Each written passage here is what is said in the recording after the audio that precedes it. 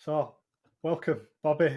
Thanks for doing this and taking time out of a busy schedule. And the last share your story was with somebody who you knew quite well, worked in the same team, Jason.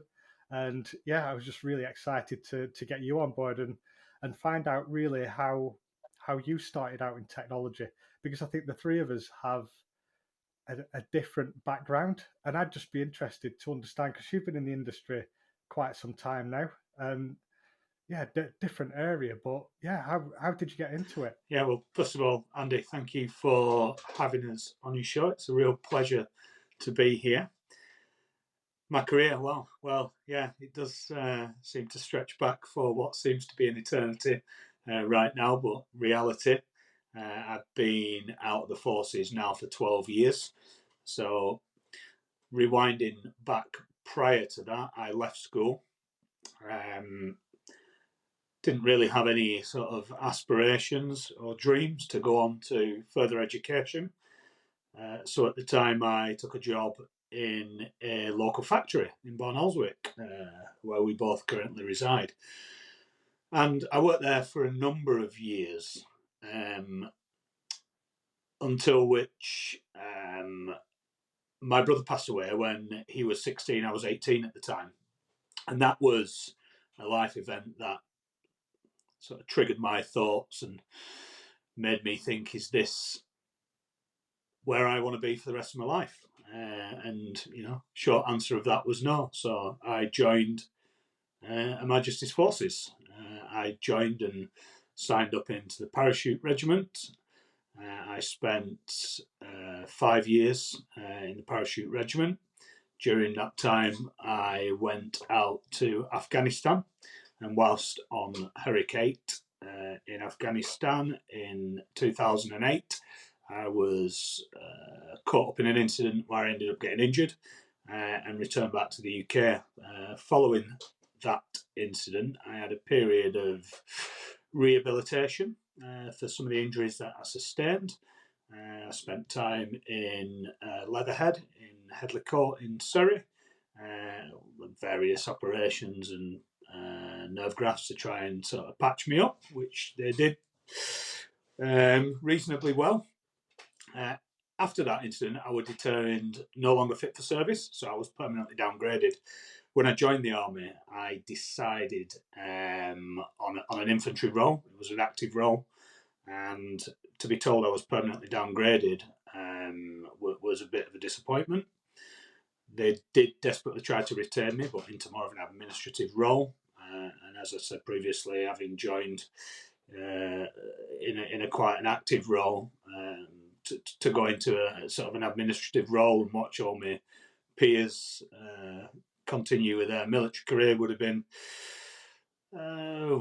let's say, a bit demoralising. So, fortunately, I was medically discharged, and as part of that medical discharge, I was lucky enough to get a full resettlement package. So during my time in the forces, I had sort of limited exposure to the new radio system which was introduced, and at which stage I got a bit of a taste for technology. So thought it would be wise for me with my resettlement package to study some IT qualifications. So I went on a 6 week residential course. I was actually still in the forces at this time, to a place in Coventry where I studied Microsoft Technologies and managed to come away from that with a MCSA, which consisted of some server qualifications, desktop, and CompTIA Security Plus, which was a great achievement. Give me the certifications that I needed to sort of take my first step in the door. I lacked experience, that was evident, but a company took a chance on me, and I landed a job as their group infrastructure manager. Sounded a fancy title, but in reality, I was running around fixing printers. It was a very varied role actually. I was running around fixing desktops, printers, right through to Exchange migrations. So it was a great role to cut my teeth. Uh, During that role, the business was sold, and longevity, career wise, they were moving production to a different place in Nottingham, so I didn't have a career there anymore, and all the back office staff as well will go there. So I got a new job. I managed to land a job at another company called B Global Metering, and at the time it was right in the middle of the government introducing the smart meter rollout, and I was employed there as an IT analyst, during which time I got some good exposure to InfoSec through the implementation of an ISO 27001 certification, B Global Metering. So that was a really good opportunity for me to get my hands dirty with some of with some security work. And I was double-hatted at the time. I was sort of doing the IT stuff, but also part of the Privacy and Security Committee, leading out on 27001 implementation. And it was at that point where I thought to myself, I'm really enjoying this security role, and this is possibly a career path that I could follow.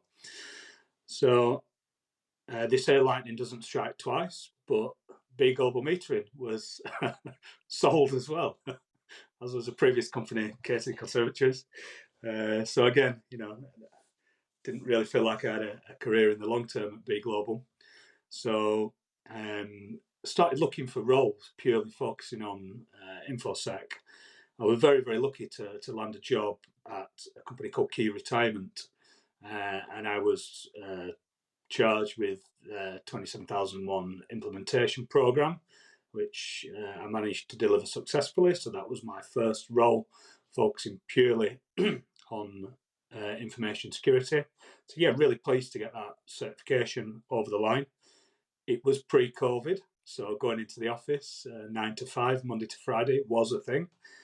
And living in Barnoldswick, having to travel to Preston every day, it became a bit cumbersome. Travelling all that way, young children, early mornings, late finishes.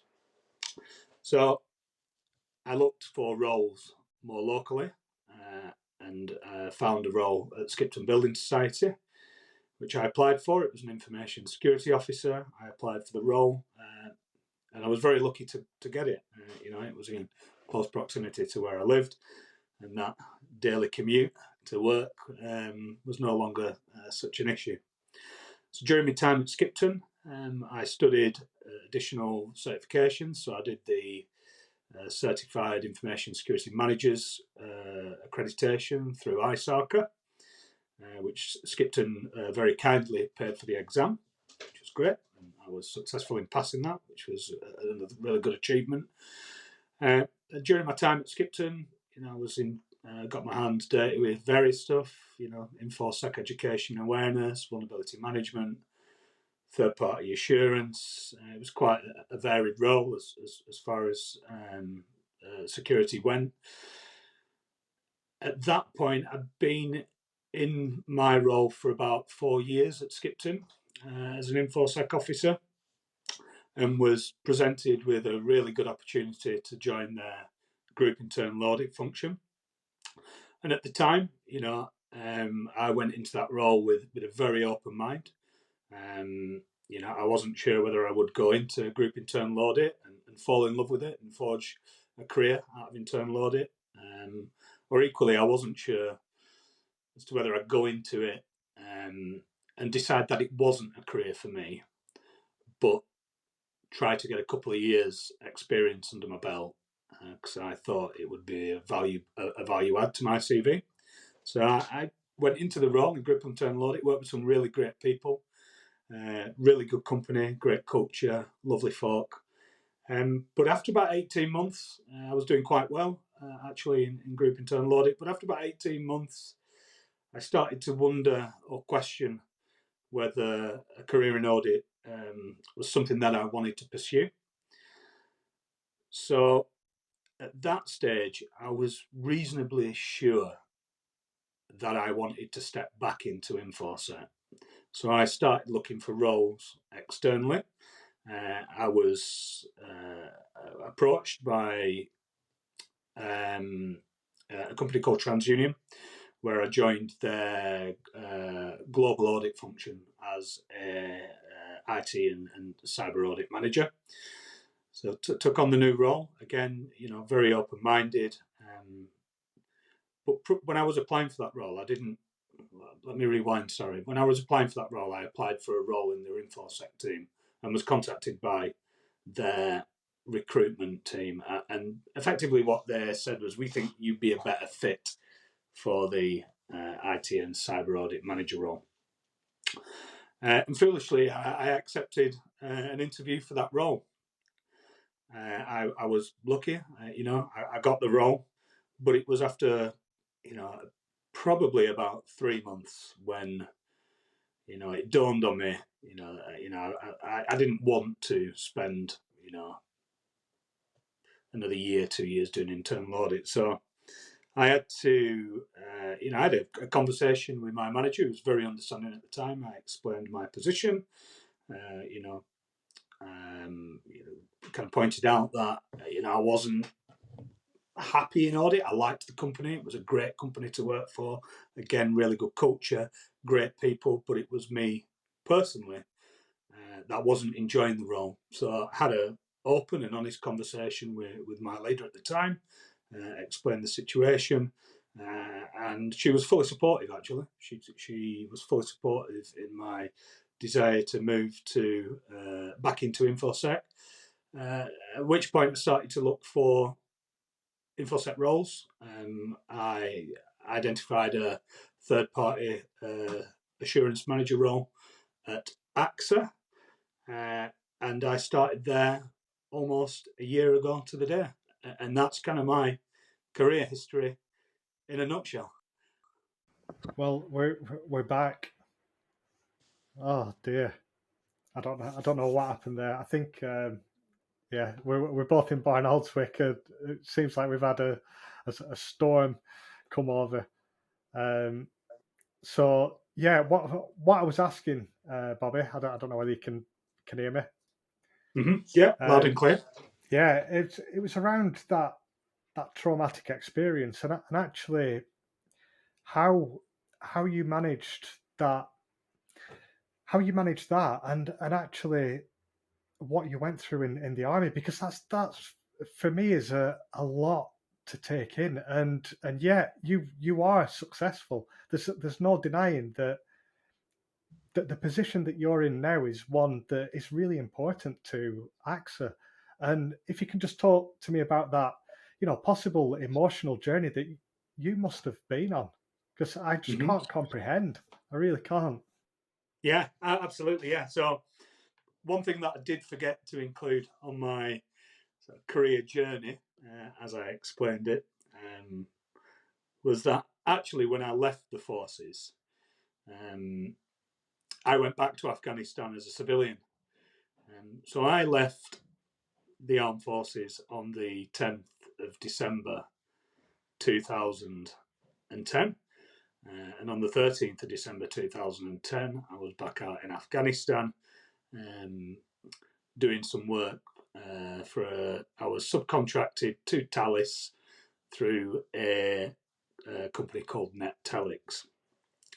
Now, it's interesting you say the transition, because during my time in the forces and towards the end of my career, I was starting to feel a little bit institutionalized. I mean, I'd only been in the forces for 5 years, but it isn't just a job. It's a way of life. And even after a short period of 5 years, leaving the army was a bit concerning. As I said, I felt institutionalized. I didn't know what I was going to do, what I'd be good at, or whether I would be able to add value in any other kind of environment. So going back to Afghanistan as a civilian, whilst it wasn't intentional at the time, was probably a nice halfway house between leaving the forces and stepping straight into a civilian role 9 to 5. Whilst I was still technically a civilian, I was surrounded by military people, a military environment. So it was, as I said, probably a good halfway house to get me back into that civvy street mentality. Now, when I took that role, I had a young child. So during my period following injury in Afghanistan, my wife now, but not at the time, fell pregnant with our first daughter. She was born in May 2009. So she was going on about 18 months old when I left the forces. And as I previously mentioned, I left on the 10th of December 2010 and went back to Afghanistan on the 13th of December 2010, so 3 days after I left. My wife was, well, my girlfriend at the time, wife now, was fully supportive of my decision to go back, but deep down, obviously she didn't want me to go. That was obvious. But yeah, she was supportive in my decision. It was a 12-week on, 4-week off rotation. Now, 12 weeks is a long time to be away from your family. It's a long time to be away from anyone, let alone when you've got an 18-month child. I spent Christmas 2010 in Afghanistan. No friends or family out there. So doing calls, Zoom calls and telephone calls to my family on Christmas Day was a bit miserable, to say the least. And during my time out there, I actually came to realise, the salary was great. It wasn't the only reason I went, but I came to realise that, there's probably more important things in life than getting a really good salary. So during my time out there, I talked to my now wife, and what I decided was that I would, if I could get a job in my 4-week period off, I wouldn't go back to Afghanistan. And luckily, during that time, I was able to land my first job at Katig Conservatories, which I alluded to earlier on. So that transition, I found it difficult after 5 years. I dread to think what it must be like for some of the service leavers, who've got sort of 22, 24 years under the belt. But for me personally, yeah, it was a challenge. It's fear of the unknown. But sometimes that fear can ignite a fire in your belly and can give you that drive to succeed. And I think it was that fear and uncertainty that, and obviously my time spent in the military as well, that give me a kind of a can-do attitude, a can and will do, and don't get me wrong, I had to work hard for what, for me qualifications and the career that I suppose I've had and got. But yeah, as I said, I think it was the mindset that certainly helped with that. So now that we've heard about your story, that transition, actually, there's people going through a different transition. These are people coming from university, maybe different companies, and they're pursuing a career in technology. Now, what advice would you give to people who were just starting out in technology? Maybe they're starting out in that security area, InfoSec, maybe third-party security, for instance. What advice would you give? What would be the top tips? What helped you when you transitioned? Okay, yeah, good question. If I could go back 12 years and speak to a young Bobby Sharp, leaving the military, and looking to get into a role in tech, I would say, fear nothing. Certainly don't fear anything, especially the unknown of stepping into, a new career. or starting on a new career or a change of career. I would say discipline is really important in terms of your own study and your own continued sort of professional development. You know, I think it's really important that if you want to form a career in tech, not only do you have the motivation to go out and learn new technologies in the first instance, but you've also got to have that motivation throughout your career to continue learning, because as we all know, technology, you know, is an evolving beast. But most of all, I would say enjoy it. You know, it's a big market. There's lots of jobs and roles out there, and there's plenty of organisations that are willing to bring on graduates and you know, entry level people into roles. You know, that infosec technology. You know, it doesn't just reside in the people who've been in the industry for 20, 30 years. The future is with the new people that are coming through, the graduates, the people who are having career changes. And as I said, my 3 bits of advice: fear nothing, be disciplined and work hard when you need to. And take that step. You know, as I said, there's people out there who are willing and embrace graduates, you know, career changes. It's, you know, the future of the industry. And if you ask me, they're equally as important, or if not more important, than the people who've been around the block a bit, like me and you. Yeah. I think as well, being around the block, and yeah, I can't really say that I've been around the block that much. But one of the things that I thought of is that in technology, it is quite mentally demanding. And just to end with, I thought, well, how do you switch off? You know, how does Bobby Short switch off?